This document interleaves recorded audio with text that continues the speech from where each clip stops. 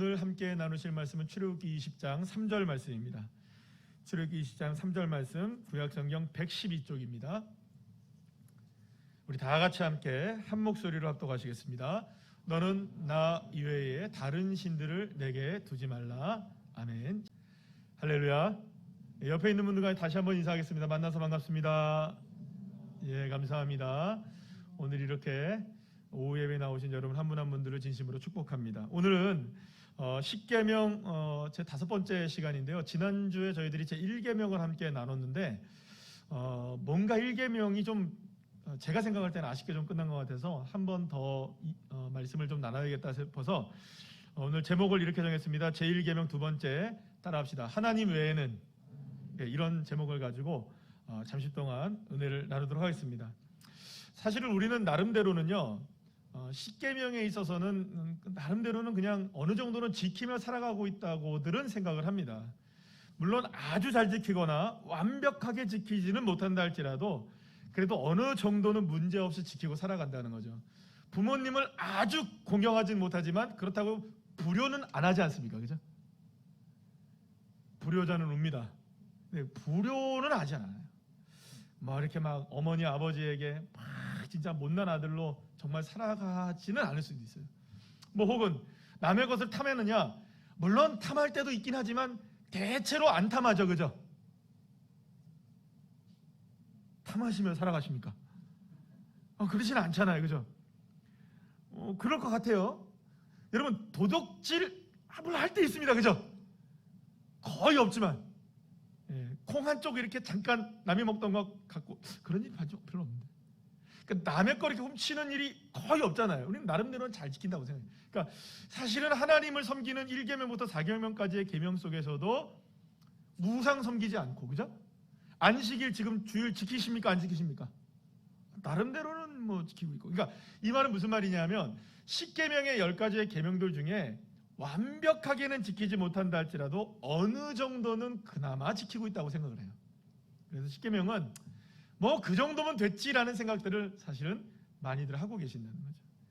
예전에 미국에서 크리스천들을 대상으로 해서 설문조사를 했더니 이런 설문조사를 했어요. 10계명을 어느 정도 지키고 있다고 생각합니까? 그랬더니 대체적으로 한 80%의 교인들이 나는 나름대로 10계명을 잘 지키고 있습니다라고 대답을 했다는 거예요. 80%가.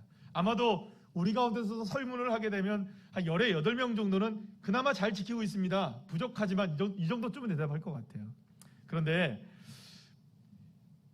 미국의 목회자들과 신학자들이 이 결과를 보고서 이거는 성도들이 그러니까 미국에 있는 성도들이 10계명을 제대로 이해하지 못했기 때문에 이런 결과가 나왔을 것이다라고 예측을 했어요. 만약에 10계명을 정말로 제대로 안다면 이렇게 대답할 수가 없다는 것이죠. 특히 여러분, 10계명의 첫 번째 계명인 오늘 본문에 나 외에 다른 신을 내게 두지 말라. 주님 이렇게 말씀하시잖아요. 이 계명 역시 그리스도인들에게 있어서는 대체로 어렵지 않게 잘 지켜지고 있는 계명이라고 생각해요. 여러분, 지키십니까? 안 지키십니까? 자, 지키는 분들 다 앉아 계세요. 다 잘 지키시네요. 난 잘 못 지키는 것 같다. 일어서세요. 일어서기 귀찮아서라도 앉아 계시죠. 사실은 그래요. 그러니까 무슨 말이냐면 어느 정도는 어렵지 않게 대체적으로 우리는 나 외에 다른 신을 내게 두지 말라라는 계명은 어느 정도는 다 지키고 있다고 생각을 해요. 왜냐하면 하나님을 믿으면서 여러분들 절에 다니십니까? 대놓고 월봉사에 가십니까?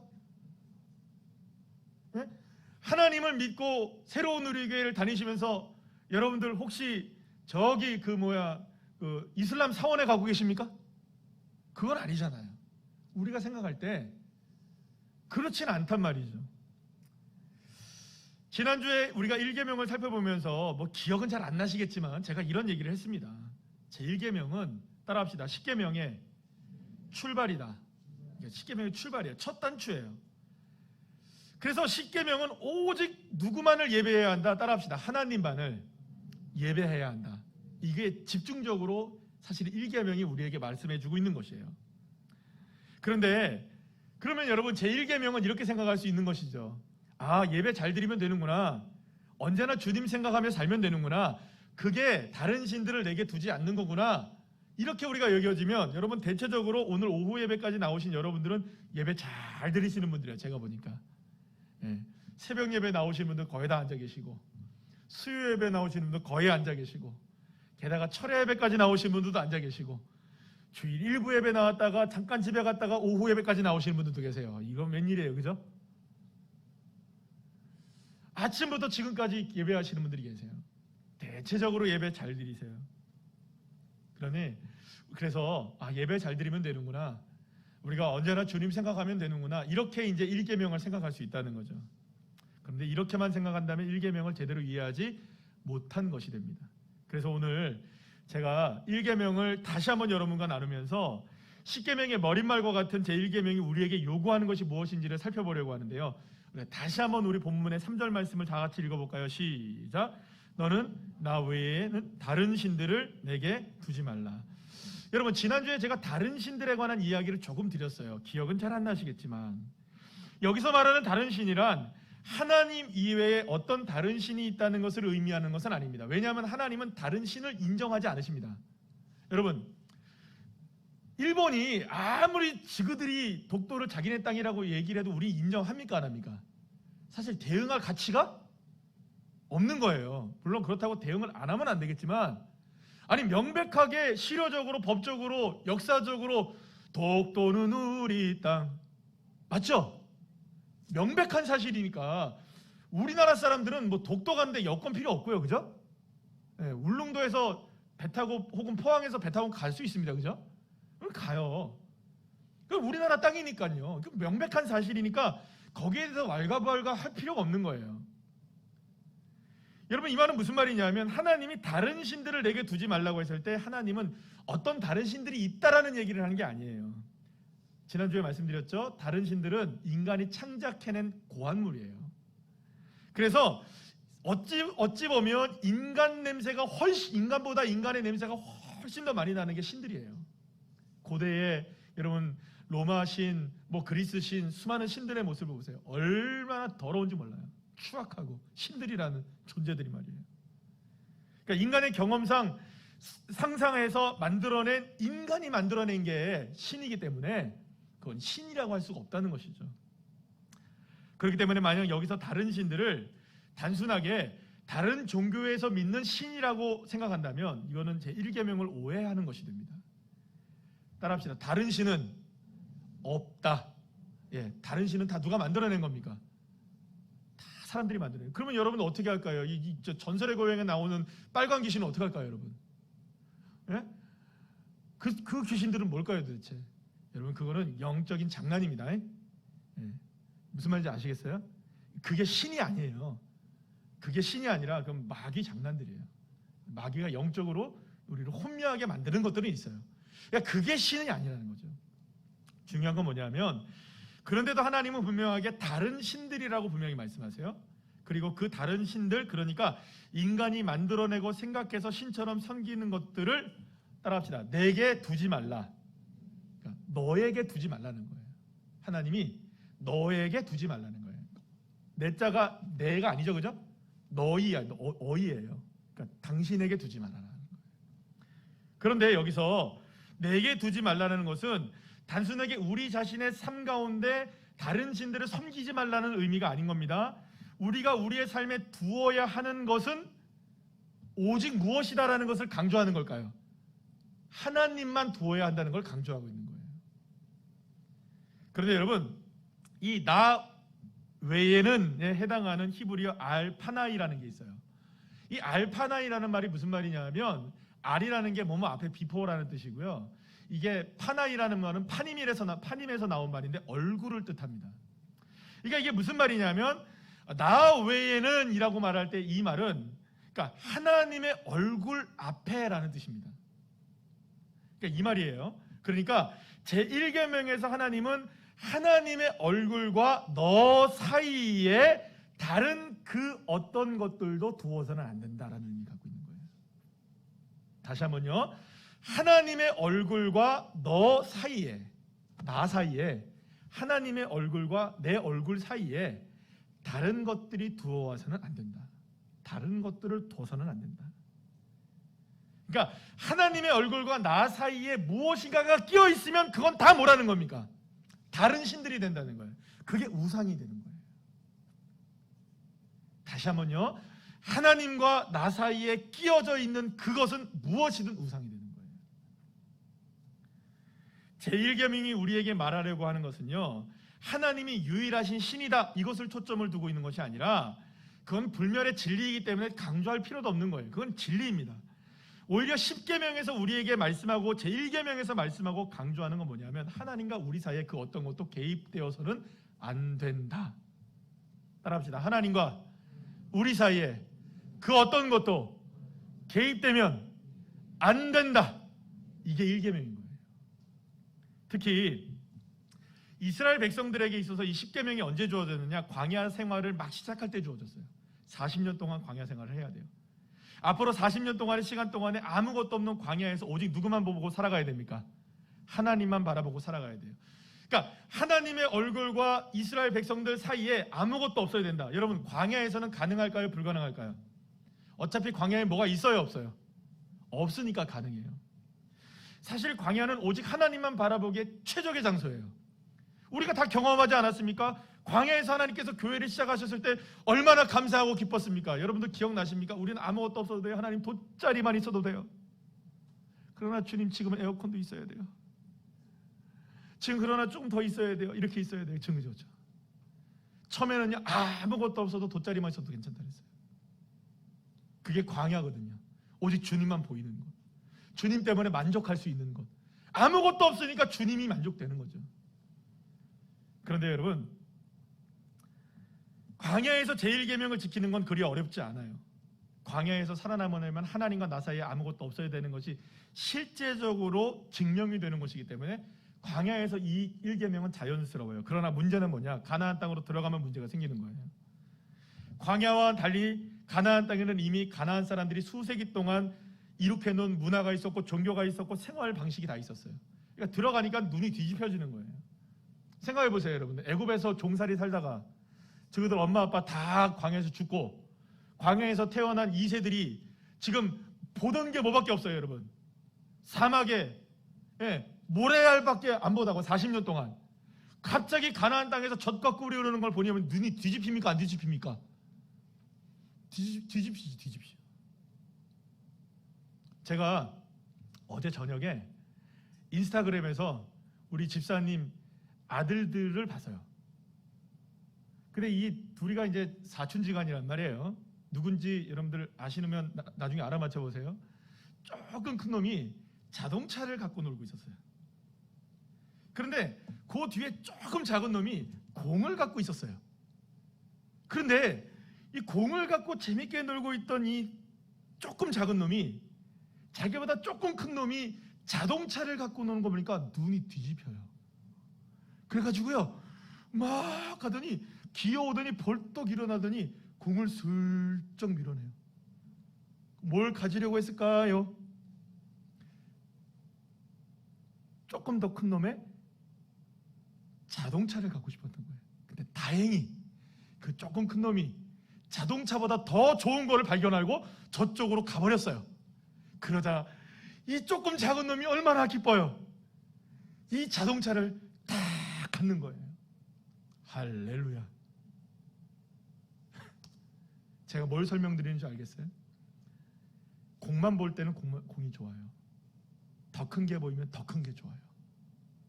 더 큰 게 있고 더 좋은 게 있으면 이전 것은 다 버려요.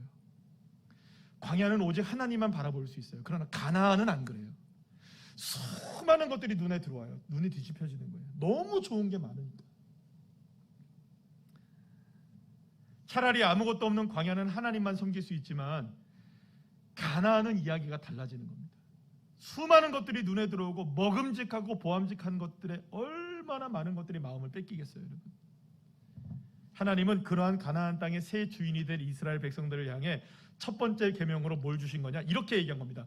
우리식으로 그냥 막 편하게 딱 얘기했으면, 야, 니들 가나안 땅에 들어가서 눈 뒤집히면 안 된대.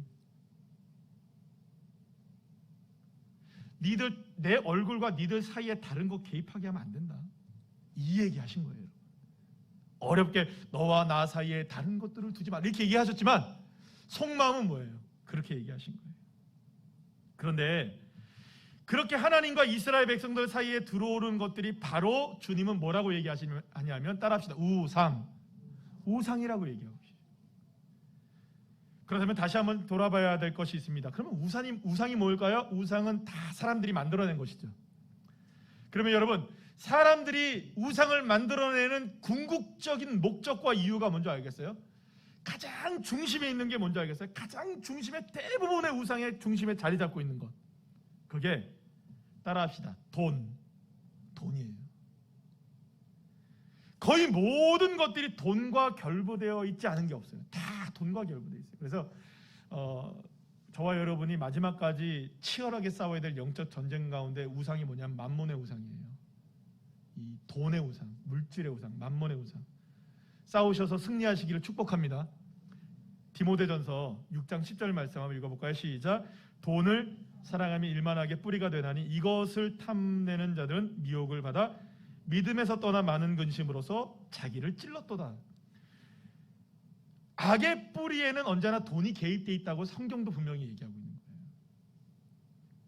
사실은 아닌 것 같지만 이는 우리의 삶에서도 그대로 적용이 되어집니다. 어찌 보면 하나님과, 제가 설교를 준비하면서 고민을 하다가 이 부분을 제가 쓰고 여러분들에게 함께 기도하면서 나누게 되는데요, 곰곰이 생각을 해봤어요. 하나님과 나 사이를 가장 가깝게 하는 게 어떤 것 때문일까? 하나님과 나를 멀어지게 하는 것은 또 무엇 때문일까라고 생각해 보니까 종류와 형태는 모두가 다 달라도 대부분의 경우 돈이 결부가 되어 있더라고요.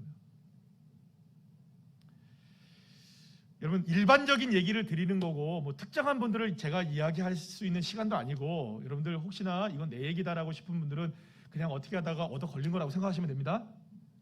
내가 누군가를 특정해서 이야기할 이유가 없기 때문이에요. 오해하지 마시고 들으세요. 때로는 제가 이제 장로님에게 매주 주일 저녁 시간대쯤 되면 이렇게 헌금 보고를 늘 받습니다. 지출이 얼마가 됐고 또 어떻게 진행이 되고 헌금은 누가 하셨고, 그 다음에 또 헌금 봉투를 내신 분들 한 분 한 분씩을 다 이제 헌금 봉투에 기도 제목이 있으면 다 기도하고 제가 그렇게 합니다. 자, 그런데 때로는 성도님들이 헌금 생활을 하는 것을 보면 그들의 신앙의 모습이 보일 때가 있어요. 어떤 분들은 상황이 좋을 때는 헌금도 잘 하십니다. 그런데 상황이 좋지 못할 때는 가장 먼저 줄어드는 게 외람되게도 헌금이에요. 그러나 어떤 분들은요, 제가 상황을 알거든요. 그럼에도 불구하고 전혀 변함이 없어요. 여전히 헌신해요. 제가 말씀드린 거 오해하지 마세요. 절대로 액수를 이야기하는 것이 아니에요. 여러분, 소득이 줄면 당연히 헌금이 줄까요, 안 줄까요? 주는 것은 맞아요. 당연한 일입니다.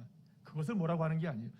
여러분들 절대로 뭐 헌금을 빚내서 하라, 이렇게 하라, 저는 그런 얘기 입 밖에도 꺼내지 않습니다. 여러분, 그런 거는 정말 나쁜 거예요. 그런데 제가 말씀드리는 건 뭐냐면, 소득이 줄면 당연히 헌금이 줄어드는 건 당연한 거예요. 근데 소득이 줄어드는데 헌금이 그대로 있거나 혹은 많이 내는 것, 그런 걸 얘기하는 게 아닙니다. 하나님께 드리는 그 마음이 보이는 거예요. 그 중에서 여러분, 저는 제가 사실은 여러분들에게 어떠한 헌금을 강조하거나 이런 얘기를 안 하고 제가 말씀 중에 풀어내려고만 합니다. 기회가 될 때 말씀 중으로만 여러분들한테 말씀을 드려요. 근데 11조에 관한 얘기를 다시 한번 조금만 드리죠. 하나님과 나 사이에 무엇이 중요한지에 대한 신앙의 고백이 사실은 무엇으로 드러나는 줄 아십니까? 사실은 11조로 드러나요. 형편이 좋든 안 좋든 11조는 하나님과 나 사이에 돈 문제로 절대 멀어지지 않겠습니다라는 믿음의 고백과 같은 거기 때문에 그래요. 다시 한번 말씀드릴게요. 11조는 형편이 좋든 안 좋든 하나님과 나 사이에 돈 문제로 절대로 멀어지고 가까워지지 않겠습니다라는 믿음의 고백인 거예요. 나에게 주어지는 모든 것이 하나님께서 주신 것을 정말로 믿는다면 10의 1조는 절대로 어렵지 않습니다. 문제는 나의 것 중에 10분의 1을 하나님께 떼어드려야 한다는 생각이면 어려워지는 게 11조인 거예요. 언제부터인가 한국교회에서요, 11조는 구약의 율법 아래 했던 것이기 때문에 신약 시대에는 안 해도 된다는 이야기가 유튜브에서 회자되기 시작했어요. 많은 사람들이 그것을 보고서 옳거니 그렇지 11조 안 해도 되는구나, 이거 한국교회가 속인 거구나, 목회자들이 속인 거구나, 난리가 났어요.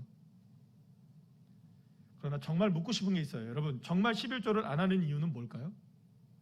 만약 11조를 하나님께 드리는 것이 정말 신앙적, 신학적 이유라면 사랑하는 여러분, 정말 깊이 있게 공부해 보시길 바랍니다. 정말 신학적 이유를 찾아보세요. 신앙적 이유를 찾아보세요. 성경적 이유를 찾아보세요. 11조를 안 해도 될 이유가 뭔가, 해야 될 이유가 뭔가. 그러면 이런 공부하는 개인적인 작업이나 고민 없이 그저 너튜브, 유튜브 영상 보고 누가 얘기한다고 그거 따라가시면 안 돼요. 절대 안 됩니다, 여러분. 그리고 나서 저하고 얘기하세요. 혹은 신앙이 그 부분에 있어서 여러분들이 공부하신다면 하나님이 뭘 원하시는지 알 거예요. 그러나 정말 묻고 싶은 게 있어요, 여러분. 만약 11조를 안 드리는 이유가 사실은 돈의 개념이라면, 돈이 많고 적고 이걸 어디다 써야 되고 이것이 어떤 개념이라고 생각한다면 우리는 이미 나도 모르는 사이에 하나님의 얼굴과 나 사이에 무엇이 딱 개입된 겁니까? 돈이 개입된 거예요. 죄송합니다, 여러분들. 저 솔직하게 여러분들한테 얘기 드릴게요. 솔직하게 얘기 드립니다. 때로는 저희 11조 할 때, 11조가 정확하게 할 때 5,000원으로 끊어질 때가 있어요. 근데 이 목사도 고민한답니다. 5,000원을 끊을까 아니면 10,000원 단위로 낼까? 여러분, 이런 얘기 처음 들어보시죠? 근데 여러분들도 고민하시잖아요, 그죠? 저도 고민해요. 정확하게 하면 5,000원으로 끊어야 돼요. 그런데 이걸 5,000원으로 낼까 10,000원 단위로 낼까 고민하는 순간에는 고민을 안 하면 그냥 5,000원을 내는데, 고민했다 하면 무조건 10,000원 단위로 내는 거예요. 제가 왜 이 이야기를 드리는 줄 아십니까? 그건 돈의 개념이 저에게는 아니기 때문에 그런 거예요. 근데 순간 저에게도 돈의 개념으로 다가올 때가 있어요. 그럴 때는 일부러라도 결단을 합니다. 하나님, 내가 이렇게 생각하면 안 되는데요. 우리도 모르는 사이에 하나님의 얼굴과 나 사이에 돈이 자리 잡기 시작할 때 나도 모르는 사이에 돈이 우상이 되어지고 그것을 숭배하는 것에 빠져버리게 되는 것이죠. 사랑하는 여러분, 그러나 제가 예를 들어서 여러분들에게 딱 정확하게 그냥 말씀드리고 정확한 개념을 말씀드리기 위해서 말씀드린 이 11조 개념뿐만이겠습니까? 돈뿐이겠어요? 때로는 우리의 일상적인 삶도, 가족도, 자녀들도, 내 일과 때로는 사명까지도 하나님보다 더 사랑하는 것이 있다면 그것이 하나님과 나 사이를 멀어지게 하는 우상이 될 수 있는 거예요. 10계명의 제1계명은 하나님과 나 사이에 하나님 외에는 다른 것이 자리를 잡아서는 안 된다는 것을 분명하게 이야기해 주고 있는 거예요. 이것이 신앙의 출발점이고 이것이 믿음입니다. 그리고 우리는 끊임없이 이 믿음의 싸움을 싸우고 있는 거예요. 사랑하는 여러분, 승리하시기를 축복합니다. 하나님의 얼굴과 내 얼굴 사이에 그 어떤 것도 개입되지 않도록 순수하게 주님이 좋아서 하셔야 돼요. 헌신도, 여러분들의 정말로 노력도, 기도도, 예배도, 우리 찬양 그거 있잖아요. 예수님이 좋은 걸 어떡합니까? 예수님이 좋은 걸 어떡합니까? 뭐라고 묻는다면 그냥 예수님이 좋아서요. 여러분, 그게 정답이죠, 그죠? 오늘 권사님이 기도하셨잖아요. 우리의 인생에 있어서 100문의 1답의 정답이 누구시냐? 예수 그리스도. 아멘이시죠? 모든 이유를 찾는다면 그게 좀 내 시간이요, 그게 좀 내 건강이요, 그게 좀 내 돈이요, 이게 아니라 그럼에도 불구하고 예수님이라면, 할렐루야. 그래서 여러분, 제일 쉬운 것 같아 보이는 제1계명이요, 사실은 제1계명이 가장 어려워요. 그런데 놀라운 것은 제1계명이 제대로 출발되어지면 그 이후로는 자유함을 누려요. 할렐루야. 첫 단추를 잘 끼우셔야 돼요. 하나님의 계명 안에서 자유함을 누리시기를 축복합니다. 그래서 여러분, 하나님과 내 얼굴과 하나님의 얼굴 사이에 그 어떤 것도 개입되지 않고 하나님 외에는 없게 하도록, 할렐루야, 싸우셔야 돼요. 승리하셔야 돼요. 시험을 이기셔야 됩니다. 그래서 저와 여러분이 모든 것에서 이렇게 믿음으로 승리하는 귀한 자녀들 한 분 한 분들 다 되시기를 간절히 축원합니다.